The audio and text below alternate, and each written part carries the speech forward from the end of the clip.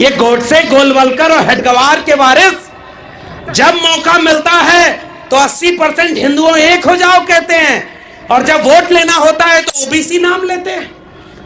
मंडल commission आया तो मंडल के विरोध में कमंडल लाने वाले लोग कौन थे? मंडल किसके लिए आया था भाई? और इसके मंडल के विरोध में सरकारें गिर गई। रामलीला मैदान ऐतिहासिक है, बहुत बड़े बड़े लोग यहां पर बैठे हैं, बहुत अनुभव है भाई। हमारे जैसे लोगों के पास क्या है?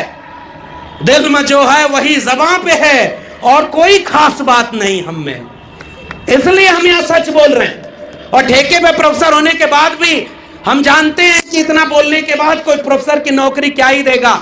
जब झंडे वालान से तय हो जाए कि वाइस चांसलर कौन बनेगा तो हमको पता है कि हमारा सच क्या है। लेकिन मैं केवल इसलिए ये बात बोलता हूं कि मैं इस मंच पर खड़े होकर के भी वही सच दोहरा रहा हूं।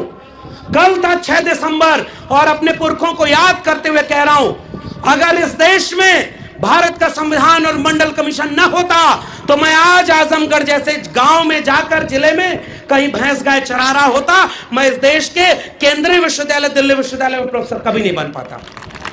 तो अपनी मेरिट के दम पर तो यहां तक आ गए, और अब तुम्हारे भरोसे भीख मांग करके या झंडे वालान में घुटने टेक करके तो नौकरी मांगने नहीं जाएंगे।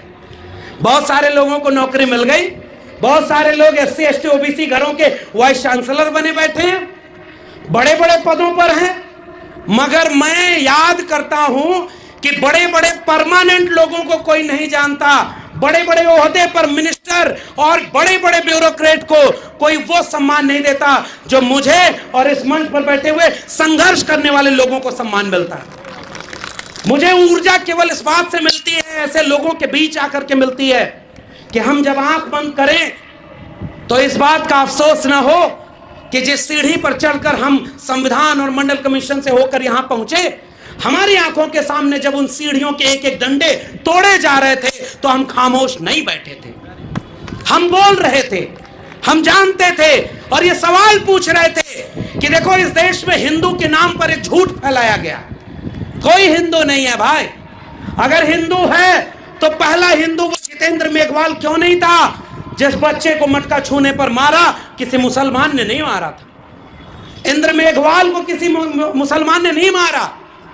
रोहित वेमुला पाल तड़वी को किसी मुसलमान ने नहीं मारा।